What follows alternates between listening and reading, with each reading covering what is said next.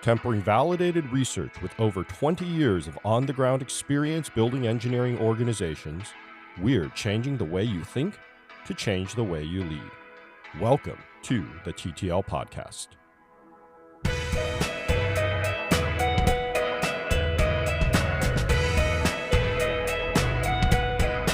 Hello, listeners. We have finally come to part 5 of Scaling Up from Garage to Global, where we follow a hypothetical ride-sharing company that started in a garage with 3 folks and has grown along the way. In the previous episodes, we've talked about the various levels of growth that they've gone through and how that changes how they might structure their organization, and especially how it changes as a senior leader, as the CTO of the organization, how that senior person has grown along with them and how their management style, the way they interact with their team, their processes, their rituals, their culture has changed as this organization has grown. And really, we've been focused on what does it mean and how do you scale an organization? Because, Andy, we talk a lot about don't scale, right? Scaling is broken. And so what do we mean by scaling is broken? What are the alternatives? So we hope to be able to illustrate it with this hypothetical example. This company is now a global leader. They are in the United States. They are out there in the rest of the world, in international markets. They are a verb now, like Googling or Xeroxing. That is how entrenched in people's lives that they are at this point, and entrenched in the cultural consciousness. Is that the right word? I think so. Yeah, the zeitgeist. I don't know what you call it. The zeitgeist. So they're very successful. And we've talked in the past about how do they handle scrappy startup competitors and compete with them when they're less nimble than those folks. We've talked about how do they handle regulations. We've talked about how they scale internally. Today, what we're going to focus on is how do they scale through acquisition. So a lot of these types of companies, as they run into scrappy competitors, instead of competing with them, they will simply say, let's go ahead and buy them. And so we'll talk about what does that mean as a senior leader, as the CTO. When you purchase a company, how do you integrate them? How do you change your structure? Do you change your structure? Do you change your culture? Do you interact with them differently than you interact with your homegrown folks? But I think, Andy, probably where we want to start is there are actually a lot of different reasons to acquire a company, and that actually changes how we think about bringing them in and integrating, right? Absolutely. So in the example that we're going to go through, we have to think about the reason that we're buying them. Are we buying them for their market share? Are we buying them for their product? Are we buying them for their customers? Are we buying them for an investment? Each one of those would cause us to do something fairly different. If we were buying them as an investment, where it was like, we as a company, we just have some free cash, we might be acting a little bit like a private equity firm where we go in and we say, we're going to buy you out because we think we can cause you to do better, and then we'll get a good return on this by selling you on later. Another reason, and this is actually an acquisition that I went through once, was buying them for their customers.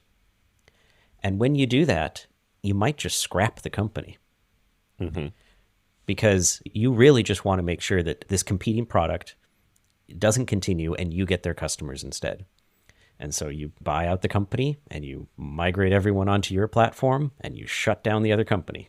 Mm-hmm. There is no real integration. Mm-hmm. Right. You probably even set it up where you're like, in 1 year, that other thing's going to be shut down. We're not going to do any maintenance. We're not going to do any releases. We release just enough to migrate, and that's it. Mm-hmm. You can acquire for their talent. Maybe you're like, you know what?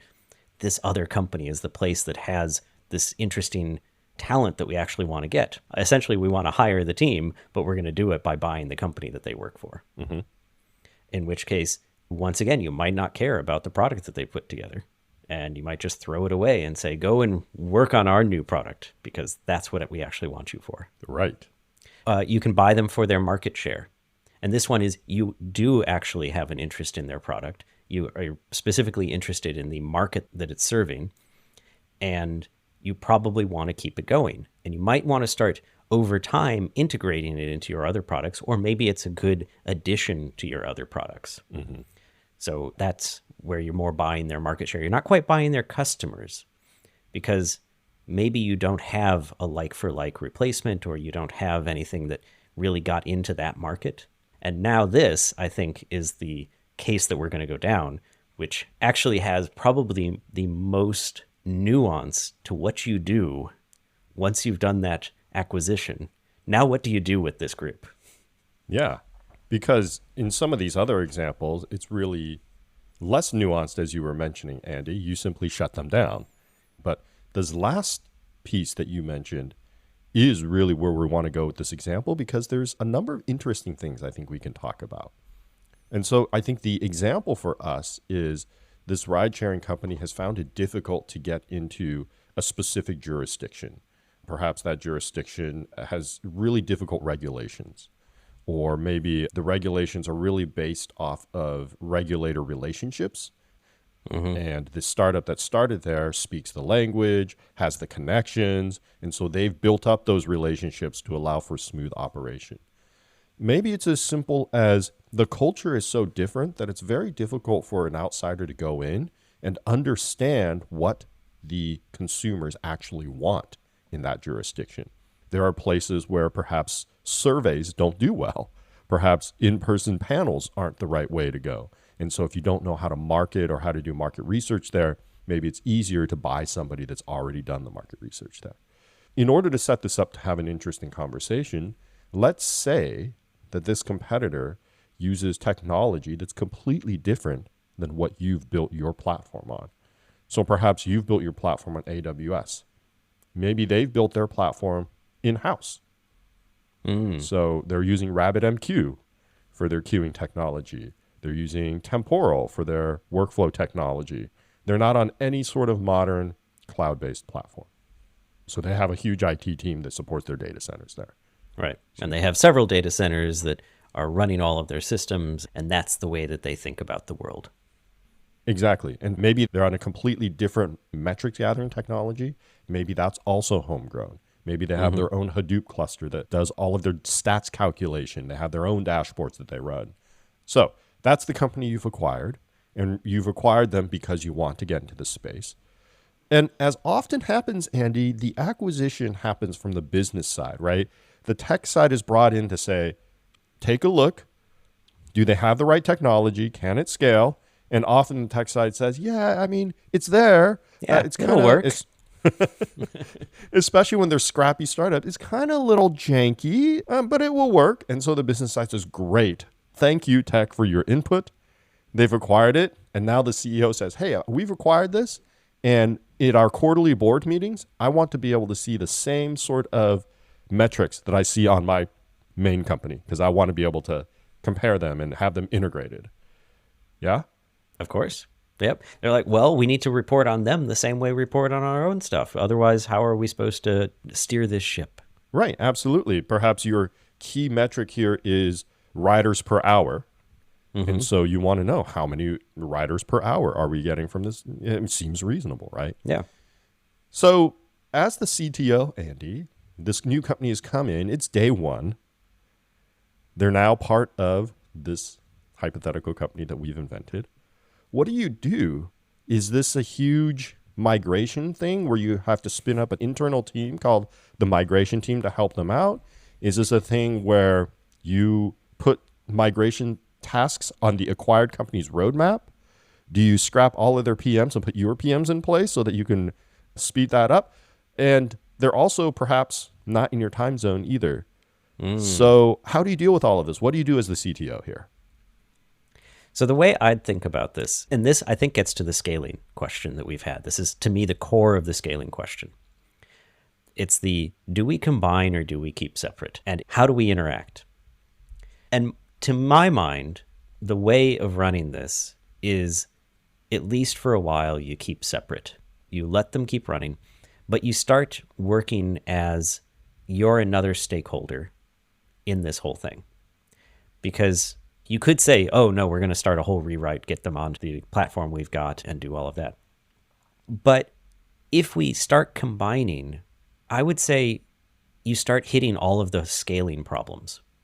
So if we start trying to say like they're now doing the same stuff as us, I think we start getting into that, like the team is bigger and bigger and bigger, and now we're harder and harder to coordinate. So actually what I'd go through here is I would think about, well, what's the architecture? What's the architecture of a federated company? Mm-hmm.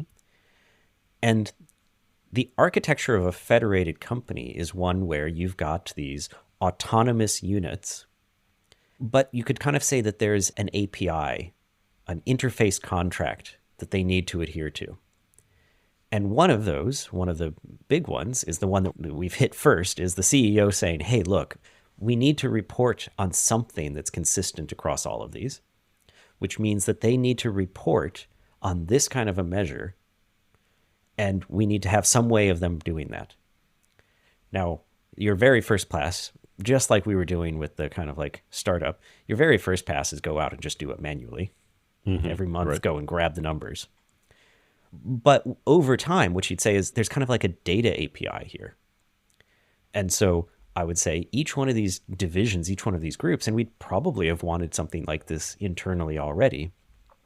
There's a data API of, look, you're producing these kinds of measures, and those go into this data team, data group, and that group can help you in producing them, can help you in integrating into the data API, so that we have the information we need. And I would kind of keep it like that and say like, okay, what's the interface that we have here between these teams? At this point, it's reporting on some information. Mm-hmm. What do you think? Would you go a different path, or how would you approach this? No, I think given the constraints that we have, at first blush, this seems like the best possible solution. The two of us talk a lot about platformizing too early. We talk about efficiency too early. You can't see my hands, but I'm doing the classic quote unquote thing around efficiency. And I think it's the same thing about acquiring companies. There's that hubris behind it. I'll use that word that you used last episode, where the acquirer and the non-tech folks think it's obvious that there's so many commonalities. Why wouldn't they just be common from an efficiency standpoint? But we have to learn, and the only way to learn whether they're truly common or not is to work through them. So I do agree. Treating this as kind of another company and saying, well, let's interact with it through APIs is probably the right thing to do. And I think, Andy, that means in this metrics reporting example, you would ask their PMs, well, we need to be able to report on these metrics or put these metrics in this sort of data store in the next 2 weeks, 5 weeks. And you would let them sort of run independently and prioritize and interact with them that way. Yes? Yeah, you'd say, hey, look, we need to report on your number of riders per hour. And maybe they say, hey, you know what? We've got a graphite metric on that already. Let's just write a little app. How often do you need it updated? Oh, we only need it once a day. Okay. How do you want it measured across the day? Oh, now we're getting interesting. And we'll have that conversation, and then it turns out that, oh, it's just a simple little service that they write that runs on a cron job and loads the data in once a day. Like, cool. But yes, it would be like, let's tell them what we need and let them work on how to get it. Okay. I think that makes a lot of sense. It may not sound like that's great since you bought this company. Why didn't you just enter into a service agreement? But I think this is small steps, right? We're not saying you live here for any length of time. We're saying, but this is where you start. Yeah. As you start to learn more about what it means to operate together. Now, Andy, in the last episode, we talked about the structure of this organization. And broadly, what we decided was the tech organization is split into 3 pillars: a rider pillar, a driver pillar, a platform pillar. We've now acquired this new company. Is this new company a pillar? Do we integrate them into the pillars? It sounds like no, not at this stage. And remember, we talked about the types of check-ins and meetings that the CTO would have, these stakeholder check-ins across his leads, these deep dives. So would this new company start attending those meetings? Are you rolling them into these things? Like, how should we think about that? I think that's where this gets a bit more tricky. I think still my guidance, my way of thinking about it would be, how can we keep them fairly separate? And the primary thing that I have in my head is like the Dunbar's number stuff. How do we keep our operating units? And I think that's the key. How do we keep our operating units small so that they can be nimble and do that stuff and still understand what's going on and be able to give guidance and steering and all of that? So I think kind of like we just did with the reporting of this metric, the next thing would be, okay, we need to start working out what was our structure that we had. And maybe our structure breaks.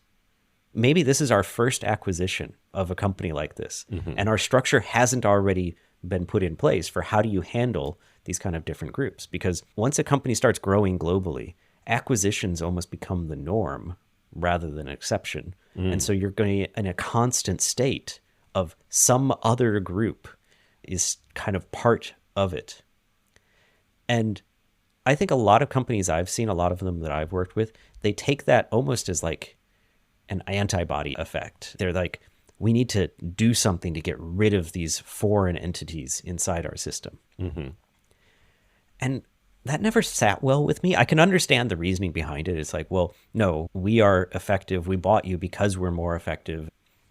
But I also think it's kind of ignoring reality, which is even in the companies I've been in that had that mindset of we need to integrate you. They wanted to be like the Borg. It never looked integrated. And so my take is just accept that they are going to stay separate for a long time. And so think about how do you do that steering? And I think it would be, it's going to sound strange, but it would be something along the lines of a scrum of scrums, where the purpose is not directly telling the individual groups what to do, but in sharing that information about what are the goals to then help each one of those groups have more information to make a better decision about what to be doing. Okay. That's my thinking about it, is you would start bringing them together, but not in a very directive manner. Interesting. I tend to agree with you. I think the way that you interact with this team would be different. And so I don't think that the CTO would go in on day one and say, okay, I'm going to treat you as a AAA unit. And remember, all of our AAA units have these metrics that they have to meet that are their KPIs. And so what are your KPIs going to be? All right, so since you have these KPIs, we're going to do these every 3-week meetings and brief and back brief on these KPIs. I think it's a little too early for that. Remember that at your company, those things were brought up over time through a culture of working that made it natural for you to have those conversations. And where it was unnatural, we grew along with everybody else. This new company can often have their own culture where they say, KPIs, we just do the next thing on our roadmap. Like, that's how we became successful, is customers ask for a thing, we do a thing. I don't understand what you mean about KPIs. It could be that this company has scaled and grown through a bunch of remote workers in various parts of the world. And so this concept of teams owning KPIs is unnatural to them. You know, they have the app owner who sits in Bulgaria, maybe. And then they have the routing algorithm owner who sits in China, perhaps. And they don't really talk to each other for weeks on end, and that's how they operate. And you say, well, that's very foreign. That's not how we operate. But they look at you and they say, you're foreign. They look at these highly interacting teams and they're like, people don't have time to just sit with the problem. And we look at their system and we're like, you guys aren't talking to each other. How are you actually solving any problems? Exactly. So I think that the important thing to try to integrate as quickly as possible is the culture side. And in my view, when you start to try to integrate both the culture side as well as the process side, as well as the technology side, you end up with this overload where the acquired company feels like everything is changing and nothing is the way we thought it was. And then you start losing people, you have morale issues. And so I think the keeping them separate thing is important in order to allow them to function and produce at the rate they were producing before. That's the reason why you bought them, right? That at least has to be the floor of their effectiveness, is what they were doing when you purchased them. And you're hoping you can get to a ceiling without lowering the floor too much. And so I would say that, in my opinion, You want to keep these companies separate, but you want to find cultural touch points so that they can assimilate into the culture as quickly as possible. Yeah. So the CTO, while they're not doing these back briefing things, I still do think that at their direct level, where we had talked about having a meeting where they come together to solve problems together. Hey, what is the biggest problem you're running into? What is the biggest problem I'm running into? I think bringing the leader or leaders of that new company into that, I think is very important, because it's not a tactical thing about what are we doing next and how do we do it. Oftentimes it turns into that, but it should be steered away. But it's more about, hey, let's figure out how we think. What is your background? Where are you strong? Where are you weak? Where can we start to bring people together and people's strengths together? And I think similarly, lower on down the chain, I think we should now start to, if we haven't already, start to invent these touch points to allow, again, it's not knowledge exchange. That's not the important part. It's cultural exchange. And that may be disguised through knowledge or mediated through knowledge, to use a research term, but the intent is cultural exchange. And so I think the old Spotify model had this concept of tribes or guilds, right? Yeah. And so maybe you already have guilds, but maybe you don't. So maybe you say, okay, well, this is the web technology guild, or this is the deployment guild. And then you start to bring those people together to talk about deployment practices, and slightly technology agnostic, right? But the intention is for them to start to interact, get a sense for how people think. And so I think that's at least how I would think about the structure and the interaction. You'll notice here, I haven't said anything about rolling them into your release train, into making sure that they're doing scrums the same way that you're doing. I've explicitly said that the senior level meetings are going to be completely different, at least to start. And I am a firm believer that that's the right way to start to bring folks in. Yeah. And I think I would actually anticipate that after time of people simply interacting for more of that cultural exchange, some of the tech choices, some of those other choices would start to align. And some of them won't. Some of them, people will make the assessment that these are just too disparate for us to try to align at all. Mostly on some practices. Imagine tech they wouldn't do as much on. On practices, they might start picking up things. I've seen the management practices change when the managers of the company I worked for and the managers of the company that acquired us actually started having regular sessions just to catch up, like every other week. The management practices of the other company started to change through that cultural exchange, through this thing about, like, part of it came from, you guys actually need to learn the theory of management. Oh, and I think that's super important. Way back in season 1, we talked about what is culture. We talked for almost 3 hours about it, right? Because we think it's so important. And one of the things we mentioned was your cultural tenets should be a very, very small set, the core tenets, 2, maybe 3.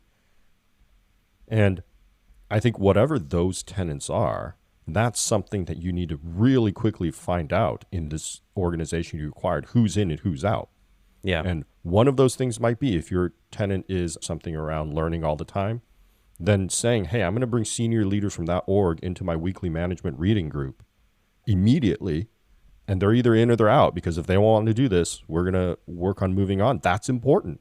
As long as your cultural group is small, right? Because if you have 3 cultural nuggets, that's great. If you have 10, then all of a sudden you're getting rid of that entire organization, because there's no way everybody's going to fit into every piece. Yeah. I think another thing to think about in this dynamic, there are kind of, I would call it a reverse takeover that can happen. You can acquire another company and their culture is in some ways more powerful, more alluring than the one that your company has. And when you start doing these interactions, you'll get so much more strongly influenced by them, even though they're technically the less powerful party, that the memes, the thinking patterns from them will start taking over the way in which you operate. And it's something to be aware of, because I think sometimes you can go into these things and you're like, but we bought them. Why are we suddenly thinking like the way that they do? And that can have good consequences. It can have bad consequences. It has consequences, and it's something to pay attention to notice, to evaluate, and to react to. to figure out what it is you want to do with that as you watch it play out. Right. I bring this up because it's one of the analyses of what happened to Boeing was that they had bought another company and their leadership structure was essentially taken over by the other company, which was a very different kind of managerial way of thinking about engineering. Whereas the Boeing approach had been very much an engineering approach for how they ran things. Mm-hmm. And some people trace that to where Boeing's problems now originate. That's a good point. Culture can work both ways. And I really like that you pointed out that it's not positive or negative. It is simply a consequence that can be both positive and negative, and you have to figure out how to balance it. So that, I think, is an easy answer to basically keep them separate. But let's throw a wrench in the works, shall we? Ooh, all right. So the CEO has said, hey, I want to know about these riders per hour metrics, and that seems pretty easy, and we've created all these processes to keep them separate. Perhaps a month later, the CEO comes and he says, okay, well, now we've done even more market analysis. And remember the last 2 years when we started to form this vision of our company being safety first? Like, that's our differentiator. We're saying that we're going to reduce the number of incidents on the road. We're going to reduce the number of incidents between drivers and riders, assaults and other types of things, because we want to be seen as the most trusted, as the safest platform on the road. Now, this acquired company was a scrappy startup, and perhaps they didn't care about safety at all because they were just in market acquisition. And so the CEO says, well, they're actually viewed very unfavorably on the safety meter. And that's causing our regulators to look at us and say, well, we've done some good backsliding? Work. Right. You've done some good work for 2 years on this safety thing, but what's with this? Like, this is one of the most unsafe platforms in the world, and they now belong to you. What are you going to do about it? And so the CEO says, we got to do something real quickly about it. And the first thing we have to do is, in all of our jurisdictions, we have this concept of share a ride. So a loved one or a trusted person can follow you along in your ride and know that you're being safely carried somewhere and not being driven off somewhere else. And so he says, we have to have that ASAP in this new platform. And not only do we have to have it ASAP, there's a lot of things that we've thought about with Share Your Ride. Perhaps it's around how often we ping. Perhaps it's around how you bring your contacts in and who's a trusted contact. And maybe there's auto sharing because, you put a contact in as your trusted contact and every ride gets shared with them, or only rides after 9 p.m. or when the system thinks it's unsafe. And all of that has to go in. It can't be seen by the regulators as a one-off thing that's just there to placate them. It has to be real. Right. How does that happen? I mean, you've written all of this shared ride code in another code base that uses other technology, and you've explicitly decided not to integrate these two companies. So what do you do here? We now have these cross-cutting concerns as we talk about in software. Do you remember the time of, what is it, aspect-oriented programming? I do, yes. It was an attempt to address this kind of a concern going across your code base, which is, how do you handle that across things that are all going to be different, you have these common concerns that you want to have some sort of central control over? The classic example in AOP was authentication. How do you make sure that authentication is handled correctly at all the places that it's needed to be handled? And if we think through that as a framework, I'm wondering, does this get us to something about what we could do here? In thinking that we've got this kind of federated system, does AOP give us a way of dealing with this? I think AOP might, because AOP kind of says there's this thing that gets injected into all the points that matter that then has kind of an overriding control when needed. So it can intercept the flow and change what's happening. And what we're saying is that we have this cross-cutting concern of rider safety. It might need to be done a little differently all over the place, but we want to pull it together somehow. Mm-hmm. And so we might have our first case of having to pull the people out of their independent shell a little bit, And we need to think about how to do that in a way that preserves their autonomy in all other aspects except this one. Mm-hmm. So I would say that you would have a group that is about this cross-cutting concern, and they would then be working with kind of the group in the other team, in the other company. But the key part is that group can't really be part of either group, Mm-hmm. because they're this cross-cutting concern group. Mm-hmm. So I would say that it has to be combined as well with how do you, to take the analogy even further, how do you then inject them into the system? AOP was full of these whole like languages for how do you select points in the system at which you're going to intercept. Right. And I would say that, to me, that would take us back to the back briefing. If we've already got these cultural touch points in place, we've already got these discussions about what are we doing and all of these things, you've already put in place a structure where you can, maybe it wasn't used for that yet, but now you can start using it for that, of the back briefing. And you can start with the briefing of, we've got this safety mandate. We have concerns that will cause us major issues if they're not addressed. We have this cross-cutting team that we're going to set up.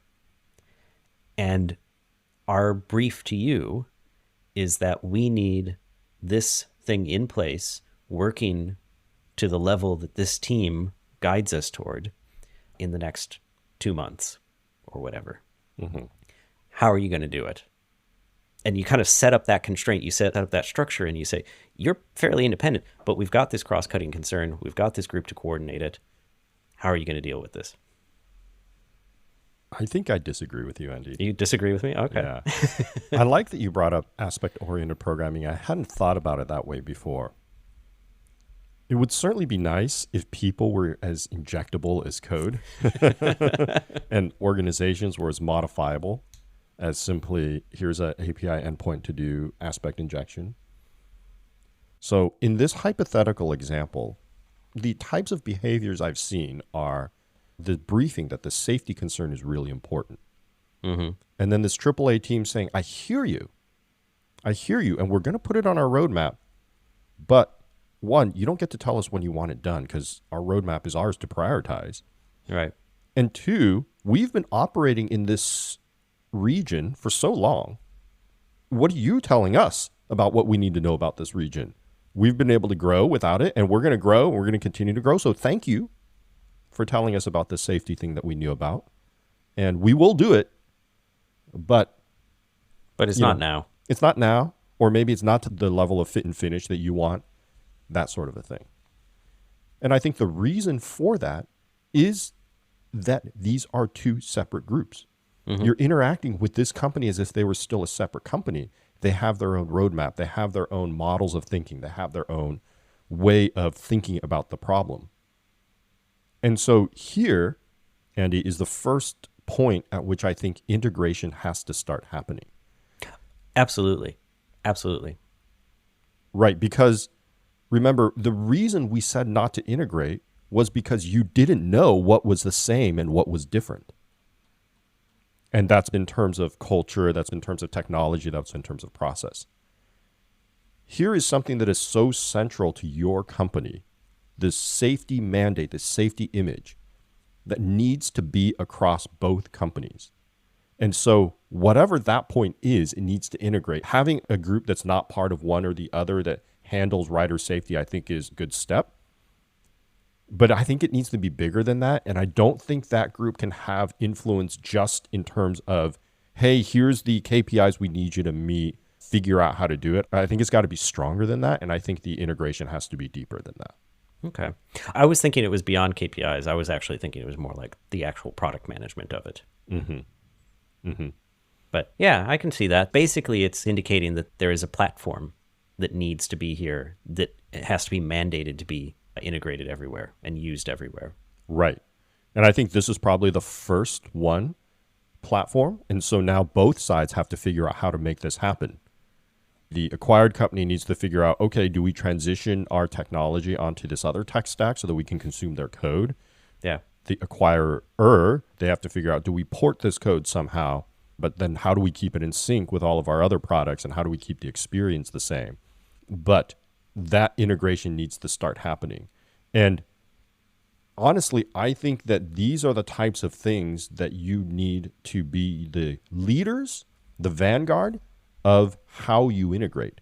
Because integration just for integration's sake sounds great for efficiency and for cost and for people getting to know each other and all of that.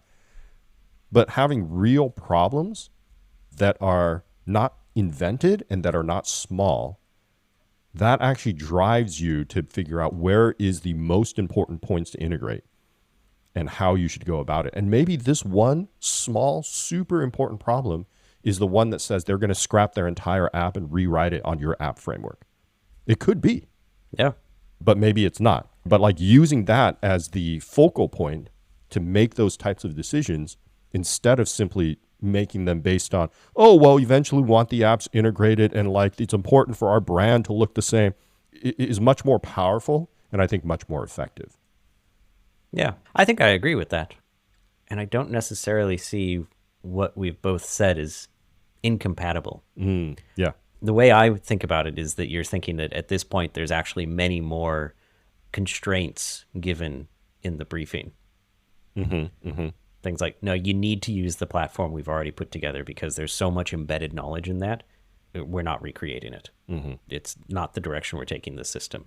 You're going to do an assessment about what the appropriate long-term approach is for maintaining this, but you're not the final decision makers on what the approach is. It's the team that maintains this common platform makes that final determination, something like that. Right.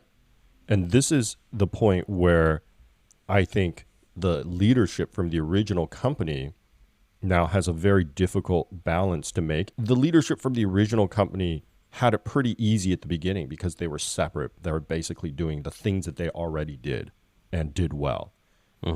As soon as you start making these deep integrations, perhaps like let's say they decide that they're not going to have the app anymore and they're going to rewrite on your app platform.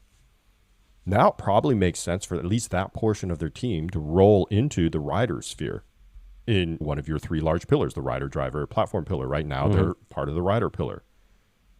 Senior leadership doesn't really move that way. You no longer have a second VP of rider, do you? Yeah. You don't have like a VP of rider in this particular jurisdiction. And so now I think is the time that as the CTO, you also have to realize that as you integrate, what does it mean for that sort of senior leadership on the other side?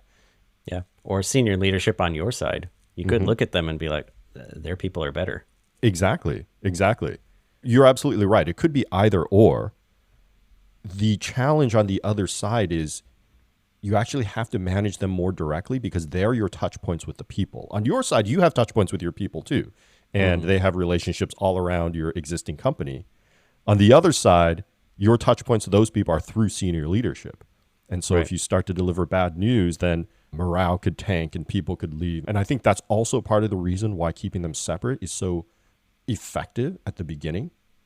But when and if you have to integrate, that's something to watch out for as well. Yeah. I think that's gone through, and I can't think of anything else. But where else do we take this? I don't know. I think this is pretty good. I think that might be it. Okay. We've taken this hypothetical company now from 3 people in a garage all the way through this global company that's doing acquisitions of smaller startups. Hopefully this has given all of you listeners a flavor of what we think about and how we think about scaling. And as unfair as it is to say with these named scaling frameworks, Andy, which I will not name here, I name them all the time, the nuances around how to do this goes way beyond simply taking what you have and creating a scrum of scrums or deciding which parts of your roadmap fit where. It is much more nuanced than that, and it depends on the stage of your company, the problems that you're facing, the people that you have, the industry that you're in. And so that's why we say most scaling ends up failing, is because it's so rigid and it doesn't take these nuances into account. Anything else you want to add? our last word about scaling, or our last word in this set of episodes? I think you summarized it pretty well right there. The issues of scaling are so much more than just what is your software development process and how do you get 50 product managers to come up with a plan. I think one of the things that we've said in here is you organize so that you don't have to do that. Yes. And as much as we were saying at the end here, you're going to start pulling this together, I think you should still be working on how do you still keep this group small and separate. Mm-hmm. I think the general principles of keep autonomous groups to about Dunbar's number, think about those scaling factors, that 3x factor that we talked about in the Dunbar's number episode. Keep all of that in mind, and you'll do much better than if you just say, how do we work when we're big? Right. And a big one that I harp on a lot is you have these autonomous groups that are Dunbar's number. That means giving them autonomy. So you might ask yourself, well, doesn't that just result in chaos if I just give them autonomy? Everybody's working in a different methodology. They have different release trains. They have different systems on which they track their work. It could, if you do it wrong. But what controls that, oddly enough, is not process. It's culture. Yeah. And strategy. Yeah. And if you do a good job with culture and strategy, you're going to be able to have autonomous groups that do different things, but are able to come together strongly as one. And react as the context changes. Because one of the things about if you do it on process is you struggle to change. Which, hey, that isn't agile. So I think that's a great place to end it. We started 5 episodes ago talking about how scaling wasn't a one Vacation Cast 10-minute episode. I'll end with saying talking about scaling isn't 5 40-minute episodes either. There's a lot more to talk about.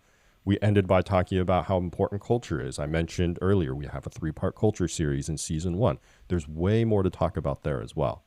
If you would like to engage us in those types of conversations, we would love it. We live for these types of things. So reach out to us. hosts@theTTLpodcast.com. That's hosts with an S. Whether you're an individual or a company, anything you need help with, let us know how we can help you. Reach out to us. Also, if you enjoyed this series, if you enjoyed this episode, recommend us to a friend, rate us on your favorite podcatching platforms. We really appreciate word of mouth. We really appreciate people who like to listen to us. And even if they don't agree with us, we still appreciate you listeners listening and helping us grow through your comments and feedback. All right, folks, until next time, be kind and stay curious.